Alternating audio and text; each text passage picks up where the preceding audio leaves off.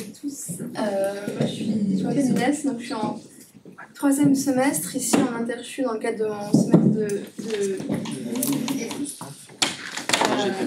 j'ai encadré dans le cadre de mon travail par le docteur Philippe Rouleau et on va discuter un petit peu entre nous du jeûne préopératoire chez l'enfant, notamment aborder les nouvelles guidelines européennes qui sont sorties en 2022, donc qui sont relativement récentes.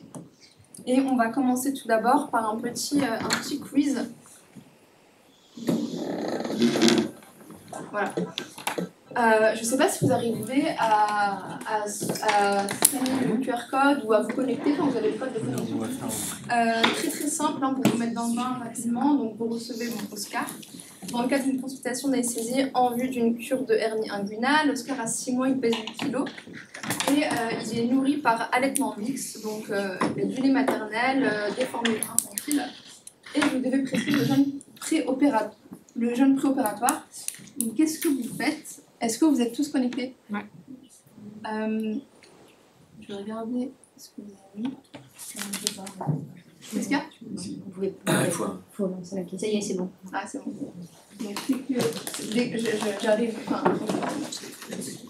Donc, il y a 3 questions en une, parce que il fallait souscrire à l'abonnement payant pour faire plusieurs questions.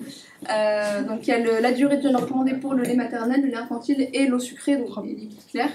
Il y a des réponses qui sont en train de s'afficher. Donc, en fait, il faut mettre 3 chiffres au total. J'attends un petit peu que vous répondiez. Je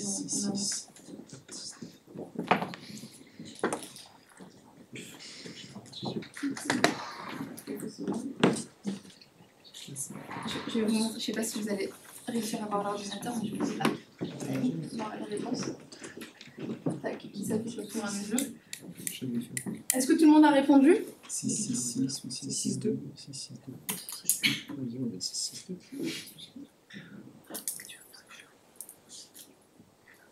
Tout le monde a répondu? Let's go. Donc, au niveau des réponses, c'était pour le lait maternel, c'est H-4, lait infantile H-6, au sucré H-2. Ça, c'est ce qui est fait aujourd'hui dans le cadre du service, et c'est tiré dans le cadre du service. Et avant de voir en fait de quelle recommandation c'est tiré, en fait pourquoi le jeûne, c'est assez simple, assez basique. C'est comme chez l'enfant, l'idée c'est de prévenir l'inhalation du contenu gastrique. En pratique, quand on regarde un petit peu les études et qu'on regarde l'incidence de l'inhalation en pédiatrie, je vous avoue que chez l'adulte, je n'ai pas exactement les chiffres, mais ça doit être relativement pareil. Mais en pédiatrie, je me suis permis de suivre l'étude Apricot, qui est une étude assez grosse qui a été menée en 2017. Et en fait, quand on regarde au niveau de l'incidence des cas d'inhalation, c'est vraiment très faible comparativement au nombre d'actes effectués. Là, par exemple, sur 31 127 procédures, on a 29 cas d'inhalation pour vraiment très peu de morbidité à long terme, donc que ce soit sur le plan des pneumopathies d'inhalation, des difficultés respiratoires, etc. Donc on se dit, voilà, il y a quand même des mesures de jeûne qui sont prescrites de manière, on va dire, assez large. Et on va voir en fait que peut-être qu'il faudrait les réévaluer. Donc ça, c'est ce qu'on utilise, c'est les protocoles du service à l'heure actuelle qui sont tirés donc, de la Société américaine d'anesthésie, paru en 2017. Donc encore une fois, l'objectif primaire, c'était vraiment de réduire le risque d'inhalation pulmonaire en cours d'anesthésie. Et donc là, c'est très simple, ce tableau reprend à peu près, tout. Pour les liquides clairs, comme chez l'adulte, on est sur 2 heures. Le lait maternel, on est sur 4 heures. Lait artificiel, 6 heures. Repas léger, 6 heures. Et des repas lourds, vraiment bien gras, on est plutôt sur 8 heures. Et donc, parmi les autres bénéfices attendus du jeûne, de la pression du jeûne, on est sur la réduction des complications associées, donc les pneumopathies, les difficultés respiratoires, la morbidité préopératoire notamment. À noter que la population pédiatrique, c'est une population qui est vraiment très peu tolérante aux jeunes prolongés, on va le voir. des durées de jeûne en pratique réelle, parce que c'est bien beau, on a des recommandations d'experts, etc., qui nous disent, voilà, pour tel et tel type d'aliment, c'est tant de jeûne. En pratique, en fait, quand on regarde dans la vie réelle, on se rend compte qu'il y a vraiment une discordance monstrueuse entre les recommandations qu'on préconise et la durée de jeûne en temps réel. C'est-à-dire que, typiquement sur cette étude de Fawcett parue en 2019, donc, qui est relativement récente, on s'intéresse notamment à la prescription, au jeûne, le temps réel pour les liquides clairs. Les recommandations nous disent jeûne à H-2, donc on peut boire de l'eau sucrée, de jus de pomme, etc., 2 heures avant l'anesthésie. Mais en fait, en pratique, on est sur une durée de jeûne mesurée qui va de 6 à 13 heures. C'est absolument aberrant pour une population qui est si dépendante finalement à sa teneur, en fait, à son hydratation. Il y a de nombreux facteurs en fait, qui peuvent expliquer justement ces discordances énormes. Notamment, en fait, ça nous semble assez compliqué pour les enfants hospitalisés, notamment de les réveiller pendant leur nuit pour leur dire il faut t'hydrater, il faut boire. Deuxièmement, donc, il y a une anxiété des soignants et des parents à enfreindre les règles du jeûne. Quand on parle des soignants, ça peut être les équipes d'infirmières, notamment dans les services. Et il y a aussi tout ce côté d'imprévisibilité du moment de l'induction anesthésique, c'est-à-dire qu'on prévoit une chirurgie à 9h, donc on prévoit de faire descendre l'enfant à 8h, 8h30. En pratique, tout le monde le sait ici, j'apprends à la personne, il y a souvent des décalages, et surtout un manque de communication entre les équipes au bloc et dans le service pour justement permettre finalement de réguler en fait ce temps d'attente et de l'optimiser surtout. On va beaucoup parler d'optimisation. Je me suis permis de citer une autre étude pour vraiment vous montrer un petit peu l'impact, et surtout ici sur le côté, je vais rester ici, pour montrer encore une fois la différence énorme sur la durée de jeûne en pratique réelle comparée aux recommandations. Donc là en fait l'équipe en question a mesuré la durée du jeûne des patients hospitalisés et voir en fait si c'était en conformité avec les recommandations de la société américaine. Pour le coup, c'était une étude un peu plus ancienne, donc c'était des recos de 99 réactualisés en 2011. Et là, en fait, on voit bien ici, je pense que ça doit sauter aux yeux. Pour les liquides, encore une fois, je le rappelle, la durée du jeûne, c'est 2 heures. On se retrouve à des chiffres monstrueux. On est à plus de 13 heures de jeûne pour du liquide. En fait, il faut savoir que le jeune enfant, on va dire, il fait sa nuit complète, il tète, je sais pas, aux alentours de 21h, il fait sa nuit complète, il est opéré le lendemain à 8h, 9h, on est déjà sur du 11 à 12 heures de jeûne. Donc il faut vraiment se rendre compte de ça. Donc là, on a vu qu'effectivement, il y a une différence énorme entre ce qui est recommandé et la pratique réelle. Et en fait, les conséquences du jeûne prolongé en pédiatrie, elles sont quand même assez déplorables. Premièrement, l'inconfort. C'est caché par ça, je ne sais pas comment le cacher. Donc l'inconfort, on a cette petite étude qui est assez rigolote. Are you hungry? Are you thirsty? De 2011, c'est très simple. Donc on prenait des enfants en bonne santé, de moins de 16 ans. Donc c'était pas des nourrissons, des bébés, parce qu'il fallait qu'ils soient aptes quand même à évaluer leur degré de soif, leur degré de faim. Donc ils étaient interrogés sur une échelle de 1 à 4. Et en fait, sur les 1382 patients sondés, on retrouve quand même une faim et une soif intense chez 21,3% des patients et une corrélation entre la gravité de la faim pour ceux qui n'avaient pas mangé après minuit, une corrélation entre la gravité de la faim, donc la sévérité de la faim, et la durée du jeûne pour les aliments solides. Donc là par exemple ici on a la durée de jeûne pour les liquides, la durée de jeûne pour les solides. On voit bien que finalement ici il y avait des patients qui je dis pas de bêtises. Voilà. En fait, les gens qui mangeaient après minuit avaient des durées de jeûne, que ce soit pour les liquides et pour les solides, beaucoup, plus moindres en fait que pour l'autre catégorie de population.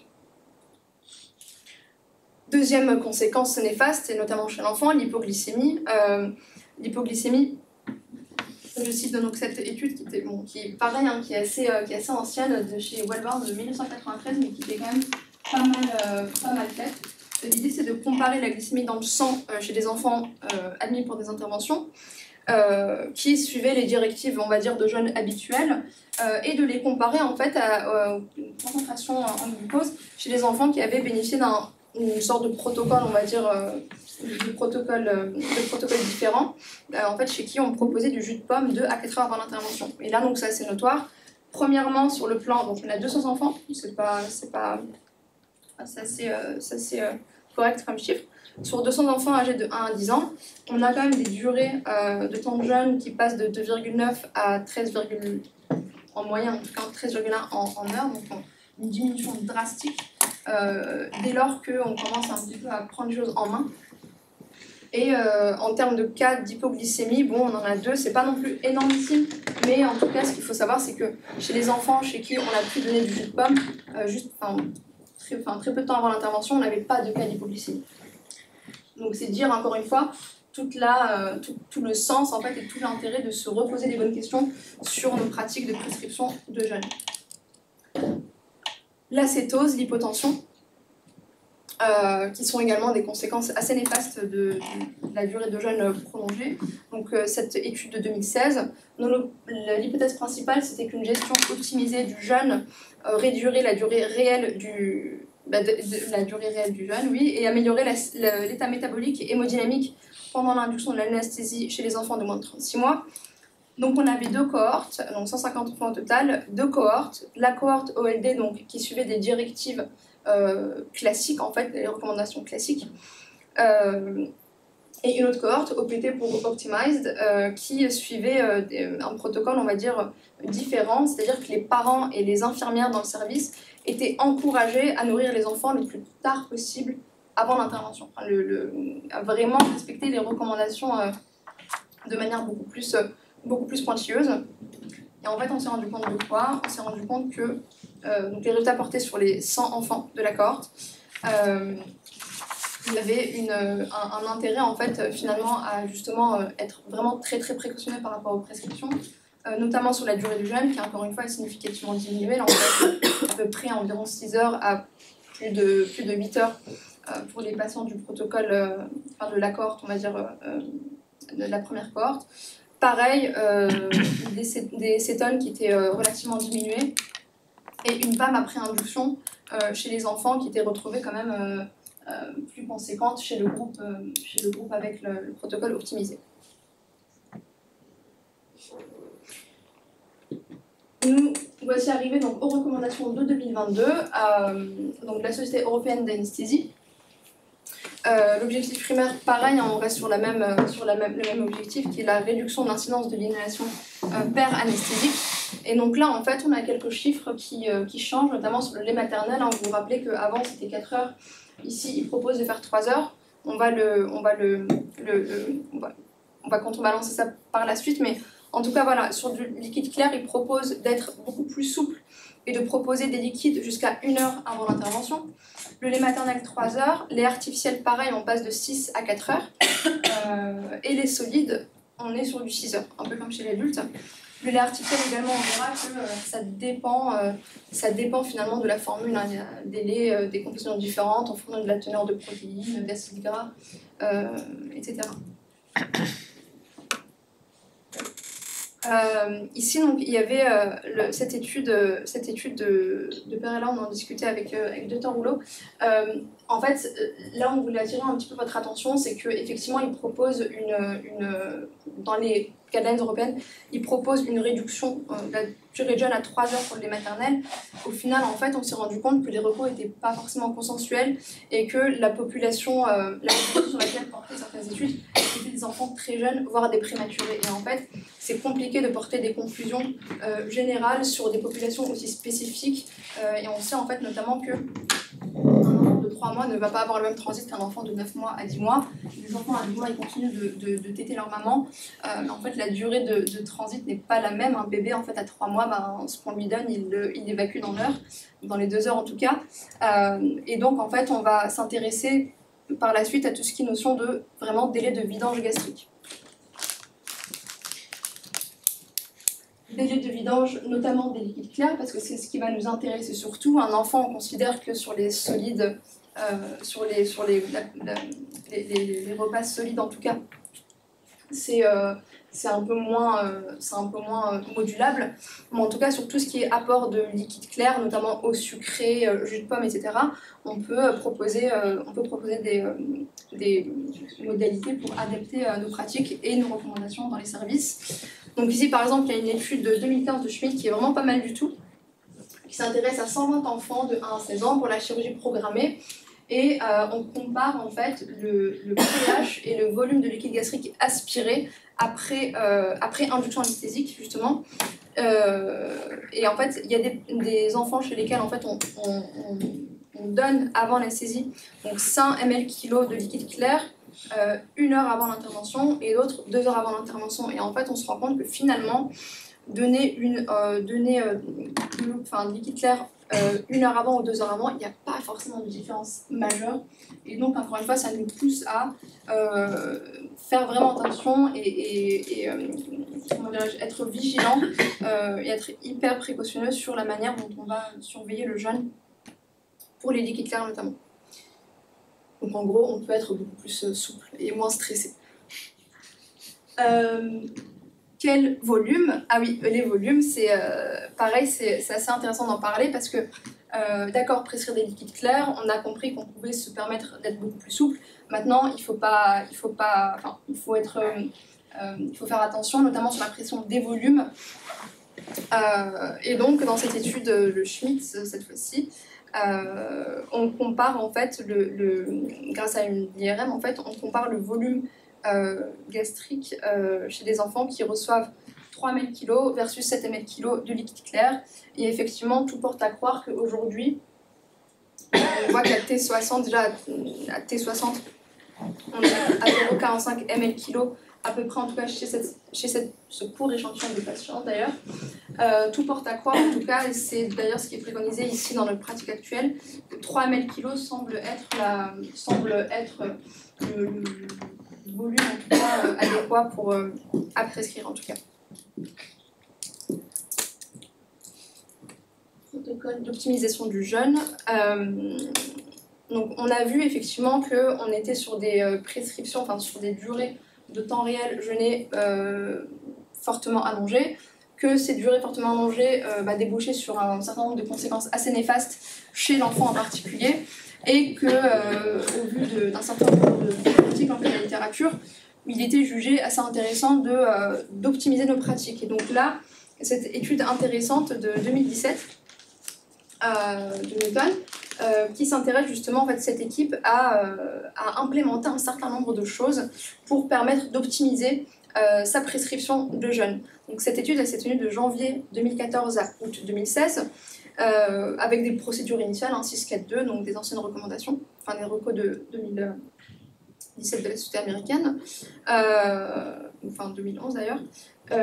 L'idée, c'était d'identifier des facteurs d'allongement du jeûne, de les corriger et d'établir vraiment un protocole hyper standardisé de correction progressive de ces facteurs. Et donc là, en fait, vous voyez à peu près sur la durée de l'étude tout ce qui a été fait, et notamment, j'attire votre attention ici sur la notion de staff assez régulier, la notion de formation, la notion de vraiment de réunion de service pour sensibiliser en fait sur cette question du jeûne.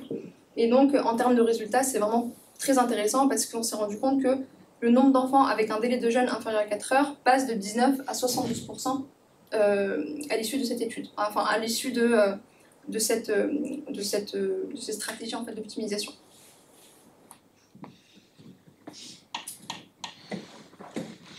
Donc, en termes de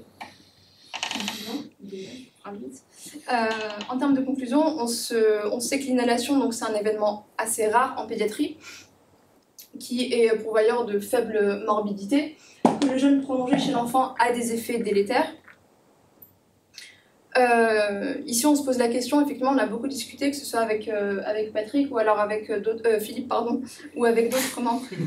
Désolée. C'est mon deuxième prénom. Avec Philippe et d'autres membres de l'équipe, ça Catherine, Giuseppe. Donc en fait, l'idée c'est de discuter aussi entre nous, enfin, des protocoles locaux. Sur l'alimentation solide, il semble logique en fait de rester sur H-6. Les maternelles infantiles H-4, comme je vous l'ai expliqué, en fait, on ne peut pas forcément portée de conclusions vraiment gravées dans le marbre au vu des recommandations européennes de 2022 qui s'intéressent pour la première des études à une population, on va dire, prématurée ou en tout cas de très jeunes enfants. Les liquides clairs, on est sur du H-2 également.